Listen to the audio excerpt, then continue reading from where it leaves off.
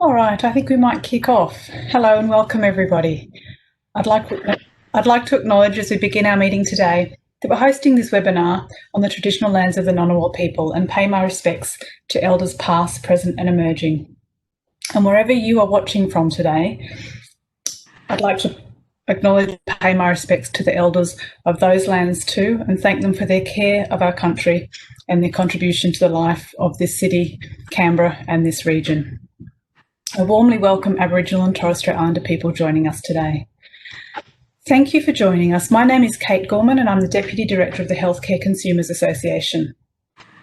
A little bit of housekeeping for this webinar as we begin. We'd really love you to share your questions and comments as we go along by typing them into the chat function. As you do that, all of the participants will be able to see what you've written and respond to you. Our speaker, Associate Professor Sophie Hill, will answer some of your questions after her presentation.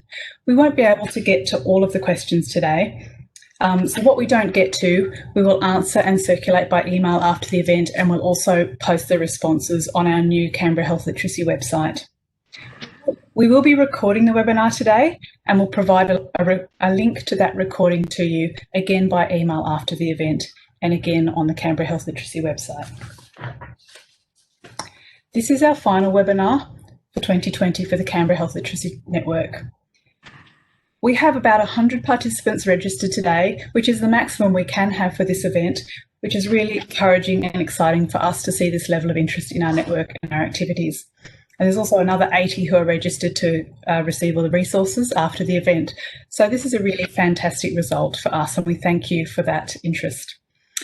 This network is for anyone who cares about making it easier for people in the ACT and in fact anywhere to make it easier for those people to get, act and use health information so they can tell. This network is an initiative of the Healthcare Association and is supported by the ACT Health Directorate. The network steering group brings together representatives of the ACT Health Directorate, the ACT Office for Mental Health and Wellbeing, Calvary Public Hospital Bruce, Canberra Health Services, Capital Health Network, Carers ACT and the Healthcare Consumers Association. And we're really grateful to all of those organisations and individuals for supporting this work. Our speaker today is Associate Professor Dr. Sophie Hill. Dr. Hill has been the head of the Centre for Health Communication and Participation at Trobe University since the centre was formed in 2009. She is Joint Coordinating Editor of the Cochrane Consumers and Communication Group. Before that, Sophie worked for health consumer groups, including as the Coordinator of Health Issues Centre in Victoria. The theme of today's event is Improving Health Information for Consumers and Carers. As you listen to Sophie's presentation, I invite you to reflect on what you do well and what you could improve in the health information you produce for consumers and carers. Feel free to share your reflections with others in the chat. Without further ado, please join me in welcoming Dr.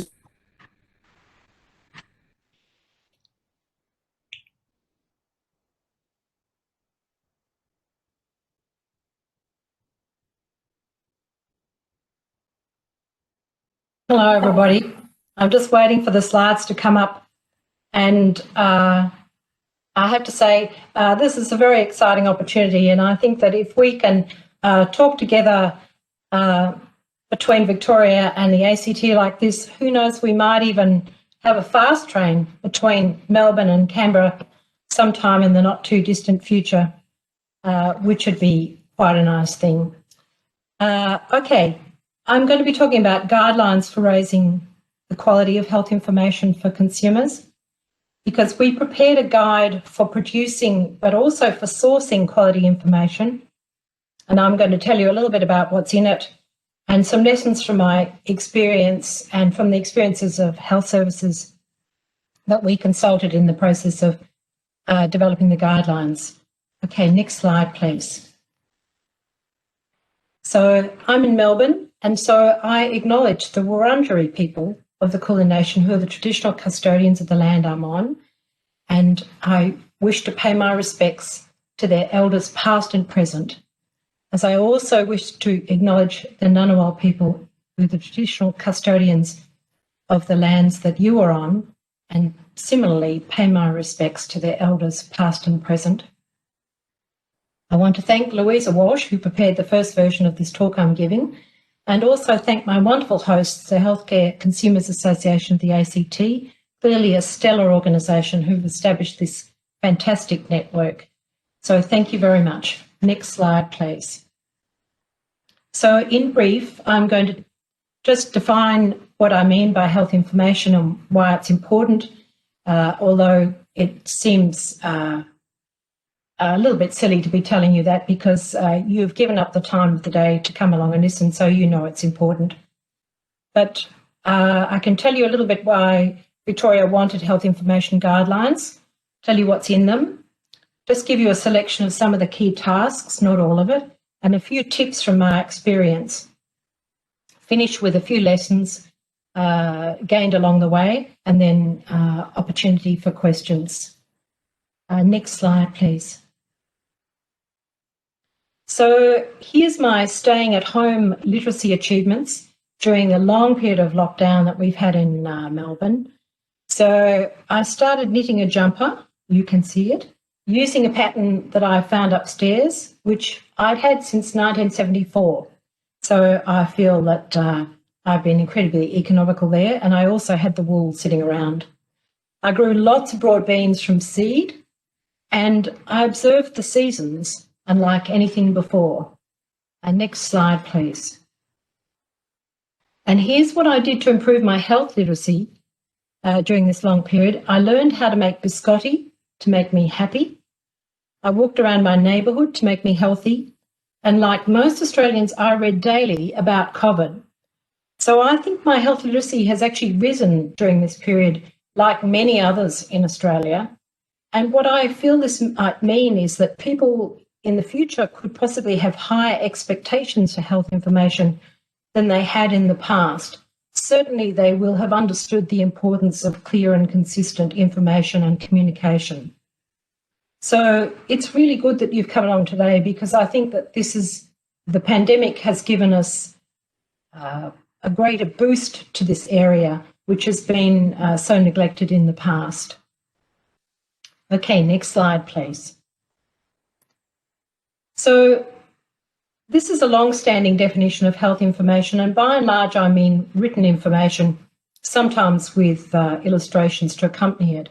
But it means any information that enables individuals to understand their health and make health-related decisions for themselves or their families.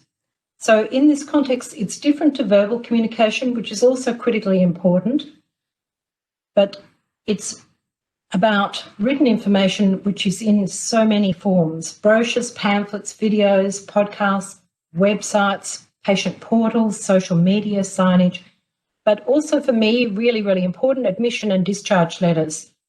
I don't know how many times I've received information, drink many, many litres of water before the time of your appointment, but given that the time of your appointment is actually a moving feast, when are you actually meant to start drinking that water? And why is never explained. So I can see that admission and discharge letters, which are actually so critical to patient safety, and other administrative information that's given to patients, is another area of neglect and an area of ripe for improvement. Okay, next slide, please. So as I said, written information is a critical part of that broader concept of health communication. And there's numerous studies summarised in these documents here, which I give you the references to if you really wanted to follow up, that poorer communication and less information, or information that's not understandable, is associated with poorer outcomes for patients, for health professionals and for health systems. And better quality information is, not surprisingly, associated with a range of improvements in terms of knowledge, engagement, making decisions, using services wisely, and so on. Next slide, please. But why do we need guidelines? Well, in 2014, the Victorian Health Department asked me to consult with Victorian Health Services and consumer groups about health literacy. And they said that health information was a critical component to building health literacy, but the quality of information that was available in many cases was very poor. Many health services were very unhappy. Some had done audits of what the information was available in the hospitals and were absolutely shocked by their findings. So the conclusion was that we needed evidence-based guidelines at a broader state level, for instance, to give health services a framework for delivering quality information, but particularly for thinking about health information governance and the systems and processes that support quality information, rather than just seeing it as something where you give a how to write a pamphlet. Health services said we need a much more sophisticated approach to this, and please think about governance and systems. So that's how the health information guidelines came about. So next slide, please. So in brief, obviously we, once given the task, we conducted searches, reviewed literature from academic and grey literature sources, and we developed what we call 12 standards with some commentary and supporting evidence. And as academics always find when they produce something that they love and they go into the real world, in this case of Safer Care Victoria, which is the quality and safety arm of Victorian Health Department, they said that's far too confusing, too many, and we have national standards. So we went away and chunked them into 4 guidelines and aligned them very carefully to the national standards that determine accreditation for health services. We then got feedback from health services and consumers, which was incredibly helpful for understanding some of the real-world problems. And interestingly, every health service had a different problem. Often the problems were structural, not necessarily about very specifics. They were bigger problems. So it led us to the guidelines that you could see if you follow the links today, which are aligned to national standards, but also that each guideline has a toolkit to support implementation, which I'll tell you a tiny bit about. Okay, next slide, please. So in brief, the guidelines were created by Louisa Walsh, Tamsin Waterhouse and myself, and that's where they're found. There's 4 guidelines with a very brief rationale, and under each guideline there's key tasks associated with how to meet that guideline. We're not prescriptive. We've gone for an approach where we provide advice from the literature and from services with a lot of links to how-to information. It's actually intriguing that when you go and look at the how-to information, you find documents that are 200, 300 pages long. So we didn't want to duplicate or replicate that sort of giant manual. We wanted something that's more meta, I suppose, that was more guiding than prescriptive. Each guideline has a self-evaluation toolkit, and you can get those documents because they're in Word format on our site, whereas the guidelines obviously are in PDF. And as well as the toolkit, there's a detailed correspondence in tables with national standards, each criterion, the items and the tasks, so that if your responsibility is meeting standards and accreditation in your health service, for those of you that are in health services today, we hope that you would find these tools helpful. This was came about because health services, please make it easier for us to use as guidance. And lastly, even though we were focused on patient information, health services said, oh, can we just have a few links to guides for improving interpersonal communication? I'm sorry that being a Victorian document, half the links are to Victorian sources, and I know that Territorians are totally different from Victorians, I understand, but there are a couple of international ones there, but it's certainly, I think, a gap that the Healthcare Consumers Organisation might want to think about in terms of guidance for improving interpersonal communication. Okay, next slide and next slide. Okay, so I'll launch straight in. There's 4 guidelines. I'll go through each one simply and then tell you just some of the tasks associated with that guideline. So as requested, the first guideline is about governance, one of the most neglected areas of developing health information. Governance structures vary by health organisation, and I think I could confidently say that both health departments and health services and community health organisations and NGOs and self-help groups often don't think about their governance procedures. So organisations should have health information related activities in governance processes and documentation to ensure consistency and transparency in health information development and sourcing. Because not all health services want to develop information, often they might want to source quality information from elsewhere. So these steps also help to demonstrate an organisational commitment to improving quality information. So next slide, please. So here are some of the key tasks and one tip. So first is even to inquire whether there's organisation-wide policies or executive support for this issue. So, for instance, policies that can be consistently applied across the organisation. Are there health information? Are there officers who are responsible for health information? And is it in their position description? Is there a budget allocated for health information? Second is that in developing information, have you got a process for working out how to manage differences of opinion? So, for instance, do you have an independent chair, a committee that has responsibility for coming to agreement and can account for its actions? Can you demonstrate transparency in the way that the product's been developed? So, if necessary, you can document the sources of information or how it was prepared. Have you disclosed funding sources if the information is provided by a commercial source? And I think this is my most important tip. So I only have 4 tips across the guidelines, but I think health information is the outcome of a negotiated settlement. So people are really passionate about health information when they get in this area, and there are many reasons why people's views differ.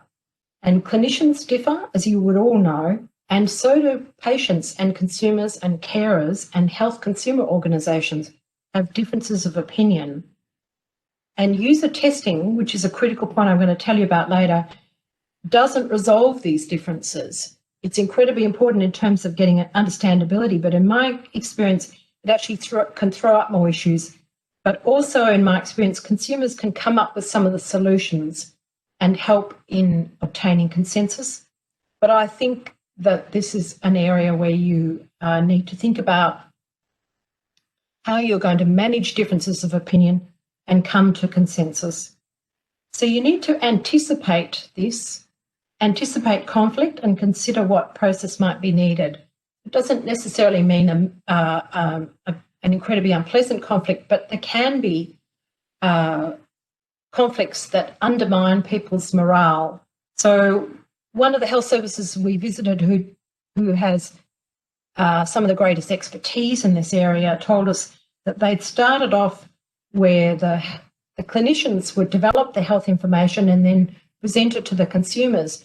And the consumers who were on the committee would then rip the information to shreds. And the clinicians went away incredibly sad and downhearted and completely demoralised. And so no agreement was able to be formed. So they changed the process, had an independent chair, and what they did was establish small working groups, and the clinician and consumer worked together to work out what should be in the information. And then they brought back that product to the committee with a chair to aid discussion. And that meant people didn't feel that their hard work necessarily was not going to be taken into account. So that's my number 1 tip. Okay, next slide, please. So this is obvious. It's a national standard. It should be a guideline partnering with consumers. So consumer involvement should be maximised throughout all phases of health information development and in the sourcing process as well. The next slide, please. So you can include consumers and carers in your governance processes. There's also evidence that involving consumers in health information development produces information that's more understandable and relevant without reducing anxiety. You can include members of your target audience in planning or developing information. For example, getting their input into determining the need for new information or prioritising future outputs if there's too many things that people want done. You can involve them in discussing and getting consensus on the content and the topics, or identifying issues with dissemination and handing out to patients or giving to patients, or putting material online. You can user test your draft with a target audience or invite feedback once public. Getting information right is actually a balancing act between too little and too simple, and too much and too detailed. I'm sure quite a few of you who are listening today will have had the experience where you've drafted something, you give it to the committee, and in the first 5 minutes of the hour, everybody goes, oh, far too much information. It's just so long. We want everything on one page and in 3 paragraphs. And then in the next 55 minutes of the hour, you will hear, oh, but it's got to cover this. Oh, but we must talk about that. Oh, it has to cover this too. Oh, and you've got to include that link. No. And you go away from the meeting thinking, I've just been given an impossible task, and you can't make something sometimes in 1 page and 3 paragraphs if everybody thinks everything else should be covered. So you need to think about what that balancing act is going to be, and you will probably be having to synthesize your user feedback because it'll give you some solutions, but it will also give you things like warnings and risks of what things are particularly unclear and have to be avoided. Particularly in terms of language that people find unacceptable, terms that are unacceptable. So my tip here is just start with one of these ways of partnering with consumers. Doing one thing is better than nothing. The guide's not prescriptive, as I said, and it gives you some links to resources with some models of doing this. But one of the things health services said is often they feel that they know that there are so many problems in their service with the health information, but they don't know where to start. So I think that the best advice is just to start with one thing that you think is the worst area and try and improve that and improve one aspect of the process of developing it and then work out from that. Don't feel that you have to do everything, particularly as there's enormous onus on clinicians now to involve consumers, and many of them are anxious about where they're going to find people, whether they'll have the expertise. And so that's obviously a critical role for your network and your consumers organisation, but also for any advisory structures that you have in your health services. Okay, next slide, please. Now, this is probably the one that has the most content because it's about all aspects of health information related to building health literacy. My view is health literacy is an asset. I never think of it as a deficit. And as you can see, I think that my biscotti built my health literacy over the last 6 months. All health information, be serious now, all health information outputs produced or sourced by an organisation must be tailored to the health literacy needs of your target audience. Now, that means obviously having to have a bit of a think and knowing what your target audience is, but also recognising that you might have several target audiences and thinking about how to balance that. So next slide, please. So some of the key tasks cover these items. It's important to use best available evidence. Believe it or not, it's actually possible to get treatment information with no mention of evidence in many places in Australia. So evidence usually means synthesis of research findings, but in this case it could also mean, for instance, a hospital study about the ability of patients to understand patient discharge letters for when they leave hospital. Sometimes there may not be any evidence, so it could be that you need to have combined experience of your panel members, clinicians and consumers, and health quality people when there's no evidence available, and you might need to think about getting extra help in finding and synthesising relevant evidence, because it's a skilled task and not everybody has yet learnt that skill. There's a lot in the guide about the key tasks of readability, actionability, numbers and stats, translation, visual design issues, accessibility, and brand guidelines. We were told in one of the hospitals we went to that the comms department was responsible for the brand guidelines for a hospital that was part of a national network. And the brand guidelines stipulated that everything had to be in 11-point font, which for the people we spoke to who were in a rehab setting was therefore not able to be read by a large majority of their patients. So that alerted us to the fact that increasingly health services have communications departments, and sometimes these are not linked up with quality improvement or not linked up with health information producers. And you might need to think about what in the governance area, what that linking up is, so that you can overcome some of what are actually structural barriers. Because in this case, all the information that they had developed in the rehab board was thrown out. So pretty unhappy rehab specialists. My tip here is about readability formulas. So readability formulas are not a quick route to quality. You can use them, but it's, I think, better to use a test with some of the target members of your audience.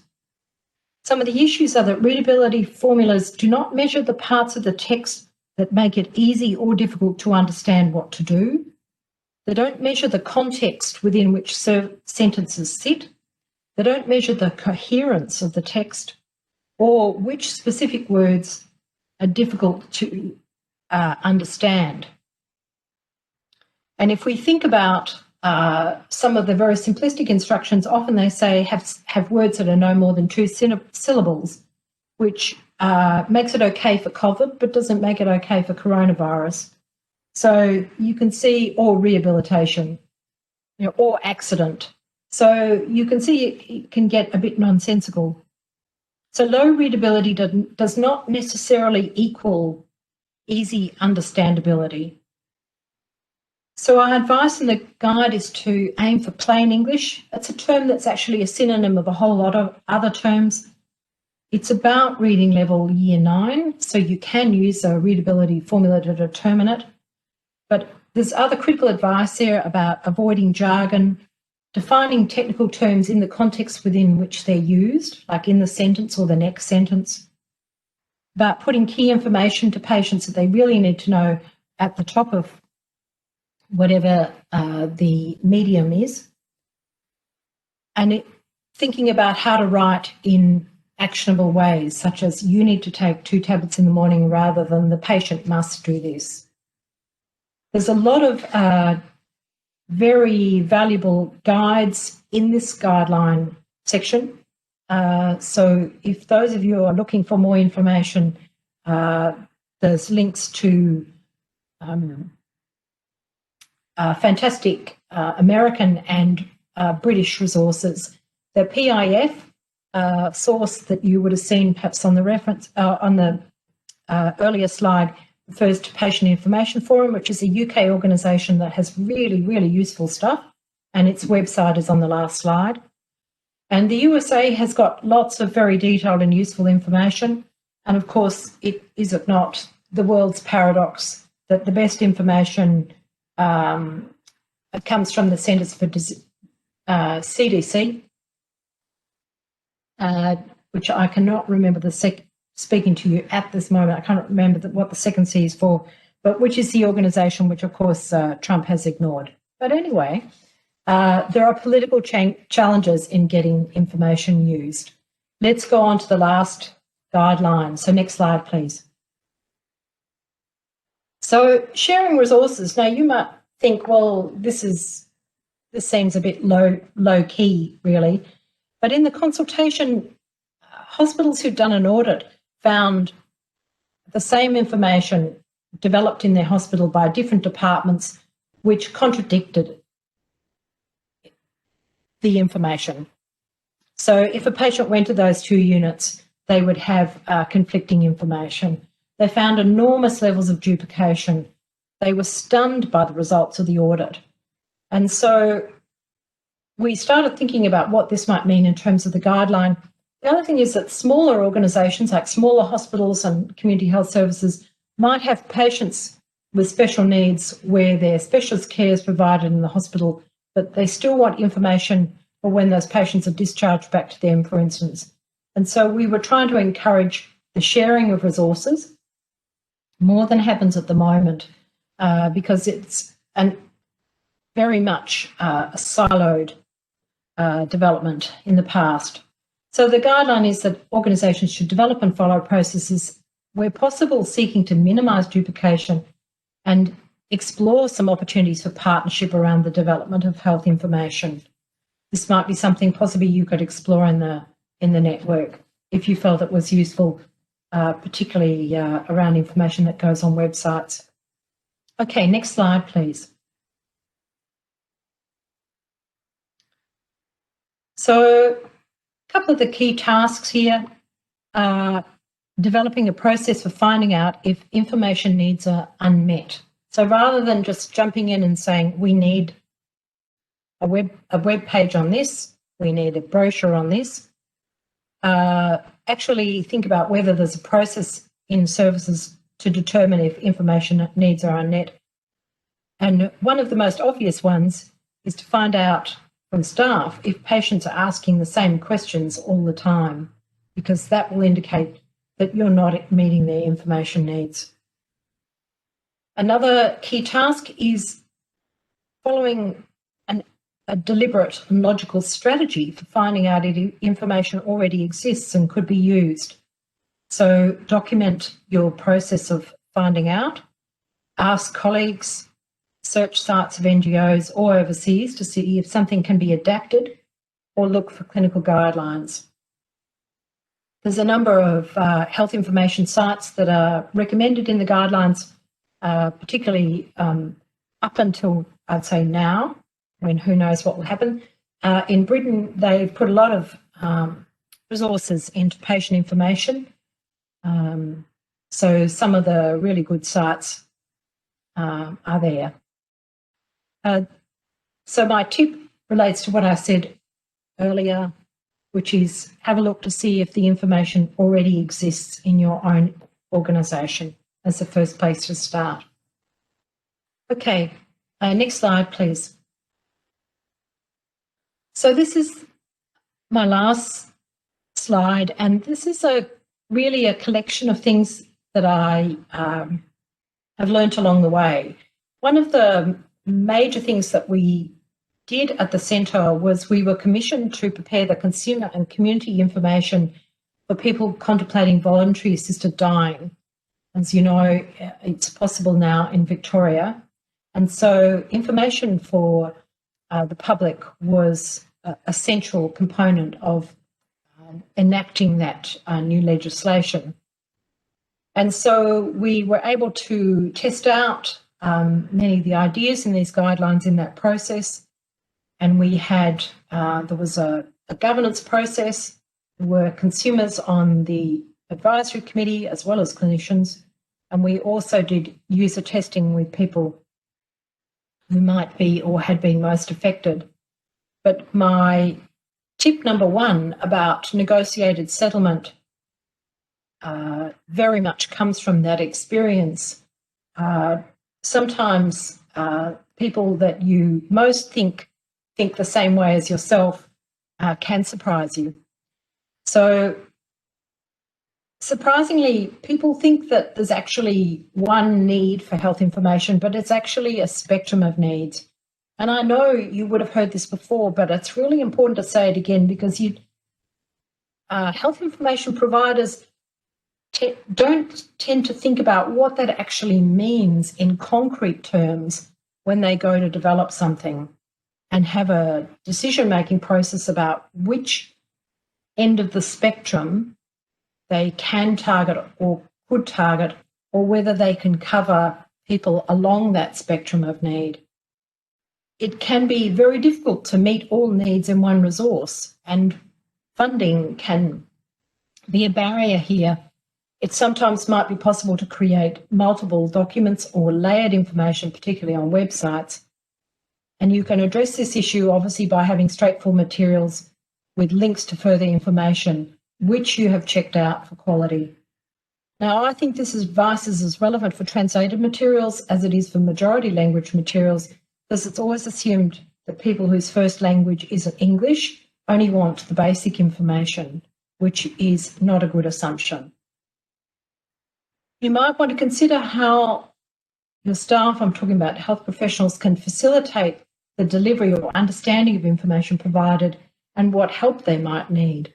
Don't assume that they can all just integrate it into their very busy routines. Clinicians, particularly say in stroke area, said what they tended to do was they dumped all the information on the patients at the beginning of the stroke journey, treatment journey, because it was the only way that they could be sure that the family member got the information, but they knew that nothing was going to really be absorbed at that time. So actually the process of delivering the information is a critical one to think about. Patient information materials often have questions in them, so make sure your staff are prepped to answer these. Increasingly, consumer groups are wanting questions to doctors put in patient information materials, and you don't want to set up an adversarial system here. So lastly, improving the quality of information could start anywhere. As I said, start small. And just remember that health information is actually complex, and good information requires expertise, which, like health literacy, can be built. Okay, Kate, that's it for me. Any questions? Thank you very much, Sophie. I'd like to encourage you all to put your questions in the chat function, but while we're waiting for people's questions to appear, we have a few ones that we've gathered from health professionals in our work recently that I'd like to ask you, Sophie. So one person asked, sometimes I need to explain complex ideas to my patients in writing, and I find it really hard to do this and write for an upper primary reading level, which is what I've heard is what I should be doing. What's your advice?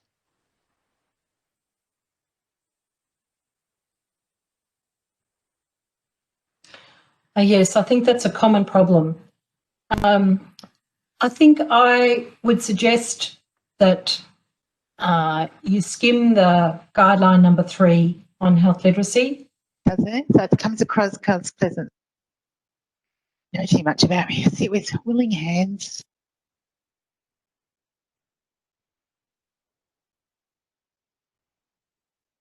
Sorry, Kate. I think Catherine asked a question. I wasn't sure. There were just sound overlap for a moment. Sorry. If everybody could keep themselves on mute there. I think we're having a few strange technical issues, but please continue, Sophie. All right, that's okay. I don't want to be Okay, I'll keep going. I think what I said in the guideline 3 is the relevant material there. I think probably another hour. What it means is I would draft something myself and then get some patients to use or test it and tell me, is it understandable or why it isn't understandable. I think really what is difficult is having to come up with ideas about simplifying complex materials on the run. And so I think actually my advice would be to try and prepare for a number of different situations so that you've got something to hand. Otherwise, you know, I imagine most clinicians will have a whole lot of other things in their head, as will the patient when they're listening. And so Guideline 3 has, it can be skimmed in 5 minutes. It's not quite 1 page and a little bit more than 3 paragraphs, but it can be skimmed and would give you some ideas on how to make the complex information that you have to explain simple. There's also dictionaries there on simple terms for technical language as well as strategies for writing actionable information. Thanks, Sophie. Yes, I don't think you can beat user testing, can you? And sometimes I think, you know, when we become experts in a subject, we can not realise when our message is not getting across because of the way we speak it. You know, we use the language of our expertise without realising that other people don't share it. Okay, so here's another one that we've had recently. What's the single best thing I can do to improve my organisation's written information for patients and consumers? Quite a broad one there. Single best thing? Well, I think I would start by asking if your organisation has any sort of governance process. Does it have a policy in relation to health information? Is anybody using guidelines from, say, from here or anywhere else? So I think I would start with governance, and if that sounds too difficult, I think I would start with partnering with consumers. So I would start 1 with governance, 2 with partnering. For those who have a little more capacity and resources in their position, you might want to think about what a small audit would show you. Because you might, I think, excuse me, I'm just going to take a sip of water. I think if you want to improve something, it's a good idea to understand what your problems are. So that's why we did a consultation around the state, and there were a lot of problems that really people were dealing with locally but hadn't been shared. So I think it's always a good idea to understand, just like with diagnosis, what exactly is the problem in your organisation or in relation to the patients that you have, and then that'll give you some ideas on where to start. Thank you, Sophie. So this next one is about consent, because as you know, consent is an area where health literacy is really so important. It's about how do I communicate the risks and benefits of different options for people well, and do you have any tips for checking whether people understand what I've communicated? That's a really good question, and one with pretty big implications. So first up, I would say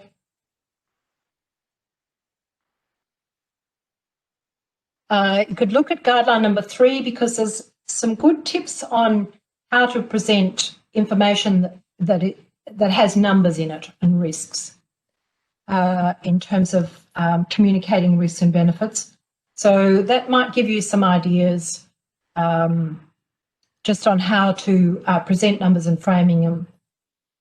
The second point I would make is you might want to go and have a look at the Ottawa Personal Decision Guide, which is a template. I'll add that, Kate, to the list of references because that's the basis of a decision aid, and it actually gives you a really nice 1-page template on identifying what's the decision that the patient actually has to make or family member, what information they need in order to make that decision, what are the options, what are the pros and cons, and then because it's about a decision aid, it has ways of exploring what the patient's preferences and values are for each of those options.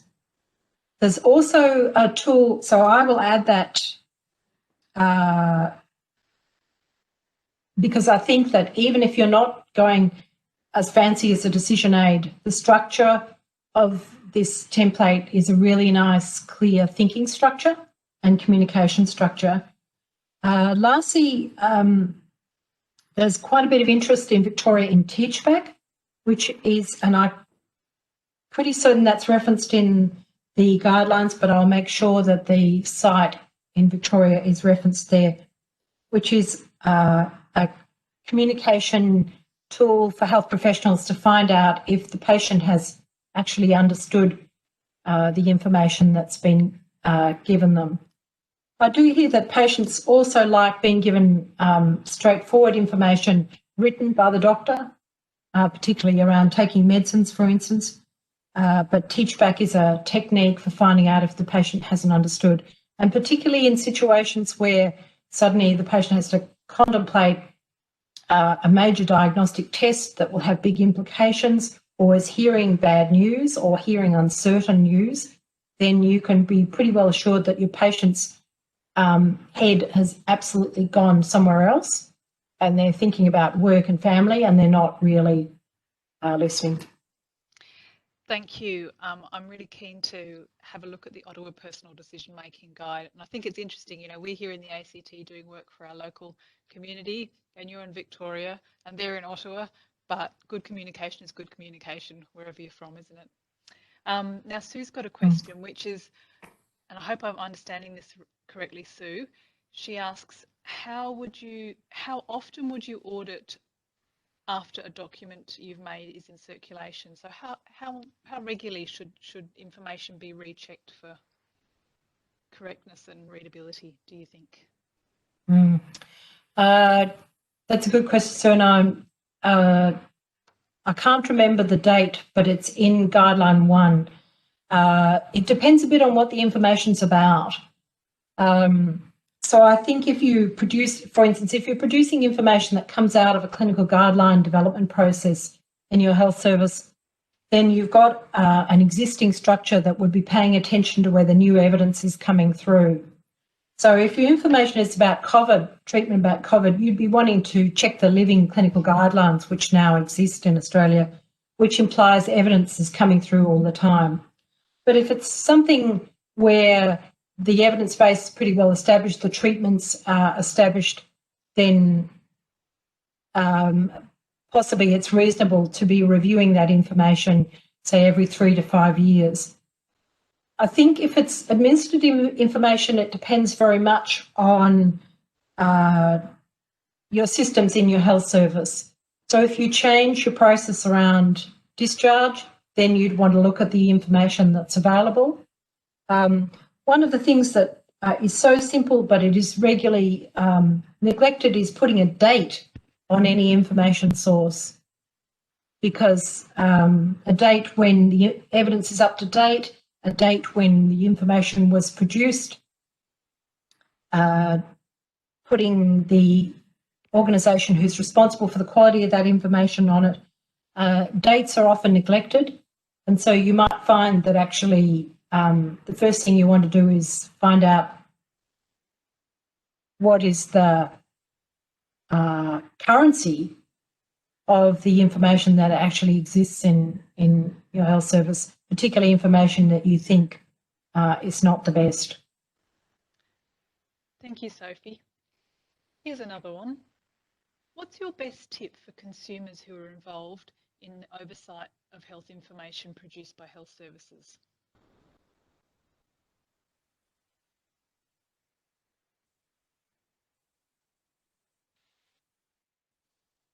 I think my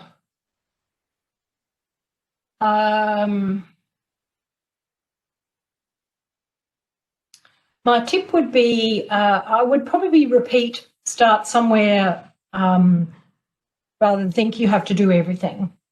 So involving consumers on an advisory or governance process, or use a test, or both.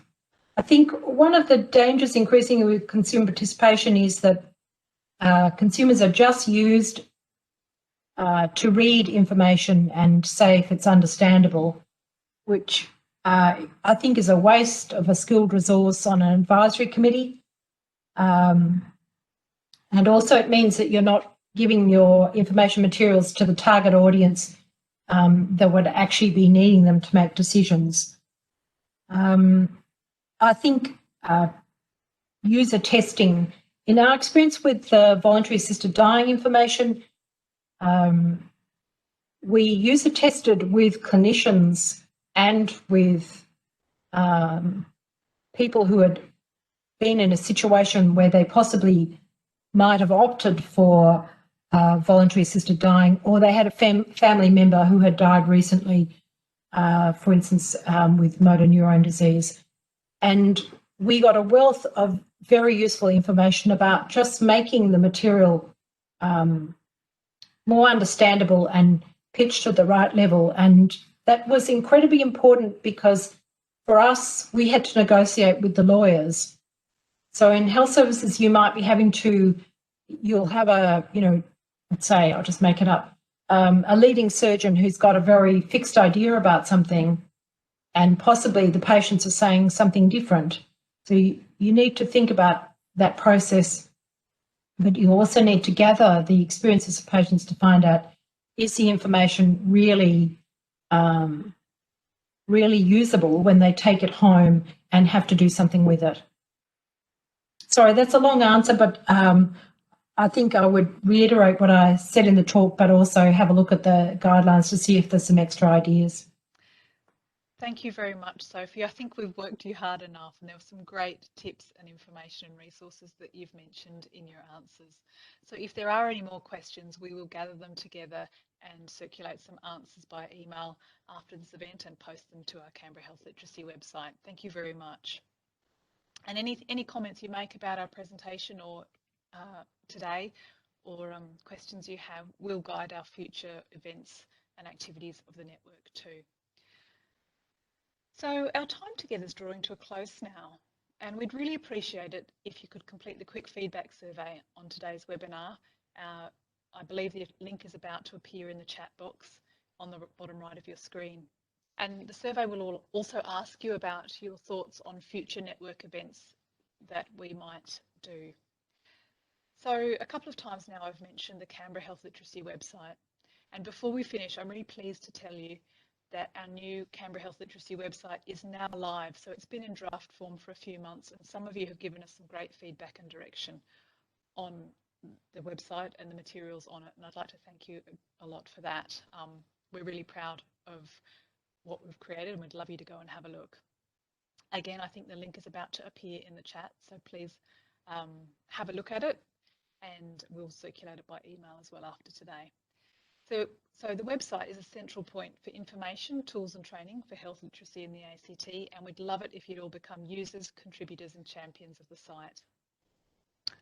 Keep an eye on your email inbox for the link to the recording of this webinar, any questions and answers from today, and information about the network, which we encourage you to join and share with the people in your networks. So once again, thank you for your interest in health literacy and for being here with us today. We hope to see you or hear from you again online.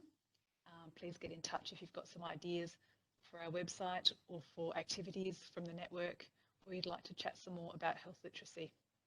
So thank you everyone, and goodbye.